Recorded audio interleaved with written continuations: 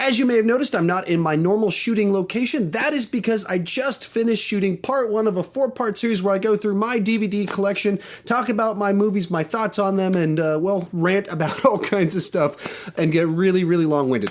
So with all that said, I just got back from seeing Jack Reacher Never Go Back. So when it comes to Jack Reacher, I enjoyed the first film, but for the most part, I found it a little bit forgettable. It was an enjoyable enough time. I had no big complaints about it. There were things in it I really liked, and maybe that's my only complaint, is it was like, I wish there would have been more of those cool scenes where he outthinks people and beats everybody up.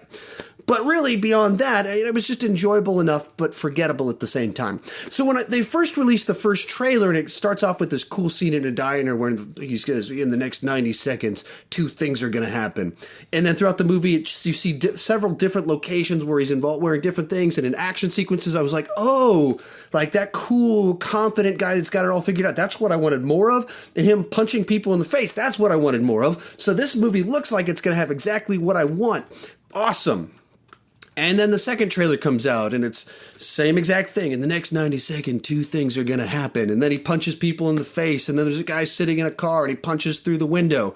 Third trailer comes out. Starts off. In the next 90 seconds, 2 things are going to happen. And then you see him punch through the window, and then he punches some guys in the face. And I went, what else is going to be in these trailers?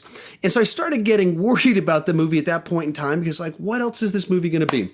So if you've seen the trailers, what you know about the movie is that Tom Cruise has some sort of relationship with the girl from How I Met Your Mother, and then she gets arrested for something she didn't do, and so then he goes into action trying to rescue her.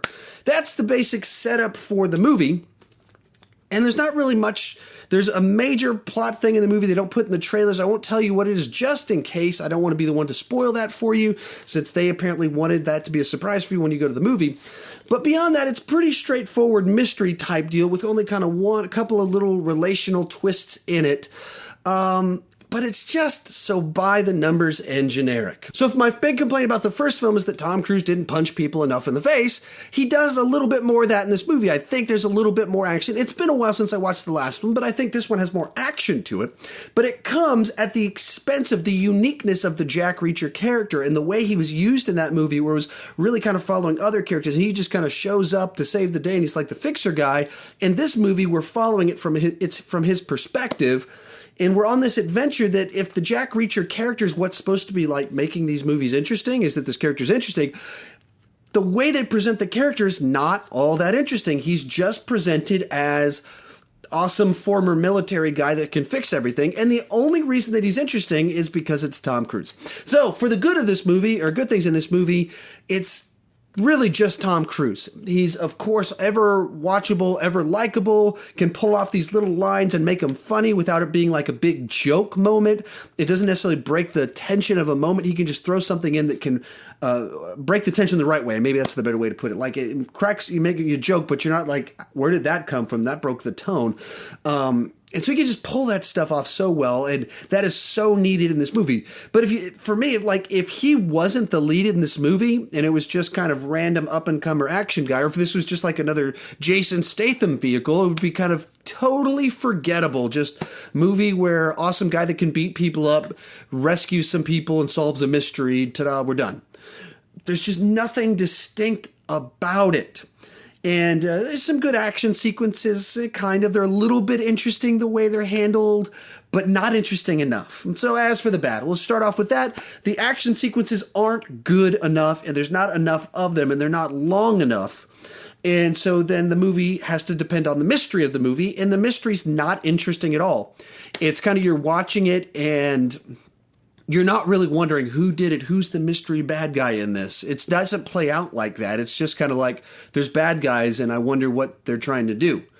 But it doesn't, you don't really care. It's just kind of, you get to the end of the movie and like, oh, that's what they were doing. But you don't, I mean, it's whether they're killing people, selling stuff, drugs, transporting people. It's just kind of like you can have a hat full of evil things, and then you get to the end of the movie and it's this one. That's not a good mystery. It's just kind of, okay, now I know that that's the evil thing that they were doing. It could have been any of these other 10 things. It doesn't really mesh with the plot all that much. But the characters in it, beyond Jack Reacher and Jack are just forgettable. And Jack Reacher's only memorable because it's Tom Cruise. It's not that the character is written so well and so wonderfully. It's you kind of go through the movie and the How I Met Your Mother, Cobie Smulders, is not an interesting character. She's that Hollywood screenwriter, like angry woman that wants to prove to men how tough she is character, where they just kind of write something with it, but nobody's really like that. And so she arguing with Jack Reacher, like, I could have done this. Why do you think that you need to do it just because you're a man? And then they argue back and forth. Are you angry that because I treated you like a woman or because I treated you like a man? And you're like, what? Who writes this stuff? Nobody talks like this. This is not the way these interactions go down. And this is not the way that you write a strong female character. You don't just make her like, I'm just as tough as guys and you need to stop treating me like a woman. Like that's not the way that you write a strong female character. There's a 15-year-old girl plot device character in it that kind of plays into the story, and like eventually she starts to kind of get a little bit interesting, but for most of it she's just boring. She's not someone that you care about really at all, and isn't written in a way that makes her charismatic, likable. I don't know if the actress is a good actress. I don't know that I've seen her in anything else, but she's not charismatic in this. You're not drawn to her in any way or think like, even though I hate what she's doing, I like her. There's none of that. The villains are just kind of all mustache twirling villain type guys. There's like the one main guy that's kind of throughout the plot, kind of chasing Jack Reacher, is just like a sociopath guy that's like, he's supposed to be like the mirror image of Jack Reacher, but he's not in any way. He's just this guy that's evil, and that's it. He's just evil and likes to kill people. And that's not interesting. And that's everyone in this movie. They're just not interesting. They play so by the numbers. And that's really the problem with this. Everything about this movie is so by the numbers. From beginning to end, it's by the numbers. Really, I grabbed actually this book, Screenplay by Sid Fields. He's got, I think this isn't the most famous book that he's written, but that's what this movie felt like. Someone read this book and they went, all right, you got to have a beginning, middle, and end. You introduce everybody here and all the stuff, and then everything gets going, and you have a second act, and you go into it just feels like everything. This is how it's supposed to work. Right here's where you have the big reveal. Right here's where you have a big twist right before the third act and ups the stakes a little bit. Feels like that. There's scenes throughout the movie that are just setups, and you're watching it, and there's dialogue between Jack Reacher and this one military guy that Jack Reacher had denied promotion for him or something. It's like, well, you thought that I was this. And then later it happens and there's like a little pause, like it's overemphasizing some really specific niche character quality about this guy. And you go, oh, I guess that's going to come back into play later in the movie. It does. There's a scene in the middle of the movie where there's two characters and they have some downtime, and so someone shows someone else how to do something, and you just watch it and you go, oh, later in the movie this is going to happen, and then it does. And there's just like things like that where every time you think, oh, this is setting up so that this can happen, it does. Just so wrote by the numbers, formulas, it just exactly what you're supposed to. So it's structured properly. You get answers to the questions. Everything's done the way you're supposed to do it. But there's nothing new added in. There's nothing distinctive. And that's what was so interesting to me, because at the beginning of the movie, before it says an Ed Zwick film, it says a Tom Cruise production. So Tom Cruise was heavily involved in the producing of this, making decisions about what was going to go down. And he's normally very good at finding what makes each film unique or upping the stakes. And that's like with the Mission Impossible movies. He's doing this crazy stuff where they're dangling him from a plane and he's underwater, he's on the motorcycles. Even in Mission Impossible 2, which is it's widely regarded as not a good film, it's very distinct and interesting, even in its badness. There's things that you remember about it where he's doing flippy things and he's on a mountain rock climbing. And so there was memorable things in this movie that's not very good, Mission Impossible 2. This movie just doesn't have any of that. Jack Reacher is less memorable than before. The plot in it is less memorable than before. It feels like generic episode of a action thriller TV series where it's like they've been set up for a crime they didn't commit and they got to find out who's really behind it this week. That's what the whole movie kind of feels like. So those are my big points about it.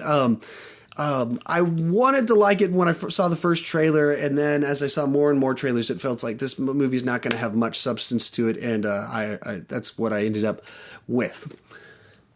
So overall, how would I rate this movie? I think, if you really like Tom Cruise, this is passable Tom Cruise entertainment. You'll enjoy it. It's not like if you're like bored. It's not like you're scratching your head. It's not poorly constructed. It's passable Tom Cruise action thriller entertainment. And so if that's all you need, I'll give this a 6 out of 10. That's just a very slight thumbs up that says go rent it at Redbox. Don't go out to the theater unless you really, really want to send Tom Cruise a message that you love him. But it's just barely a recommendation just because it's not boring. It's enjoyable enough. It's watchable, and everything's kind of structured right. But beyond that, if you're not like a Tom Cruise fan, this is not the movie to convince you. If you're not an action thriller fan, this is not the movie to convince you. It's not a slam bang action fest. It's pretty dull in the middle of it. And it's all about character moments with characters that you're not crazy about necessarily, that aren't very memorable. And so overall, it's pretty disappointing, but watchable. It's watchable. I know I felt like I was trashing it. I had more bad things to say than good, only probably because I expect more from Tom Cruise. And that's for me. If I watched this and this was starred Jason Statham, it would probably have been better than I was expecting it was going to be, because most of his movies are just so forgettable. So I was like, okay, that was kind of memorable. But it's not Jason Statham, it's Tom Cruise. In which case, it's enjoyable enough. Probably want to rent it at Redbox. Just a few weeks ago, I said that The Accountant, I wish that the more action thriller, mid-budget action movies were made like that. Hey, we just got one with Jack Reacher, and now I'm saying, okay, maybe this is why they don't do a whole lot of these, because they don't know how to do them very well anymore, and this is just pretty forgettable.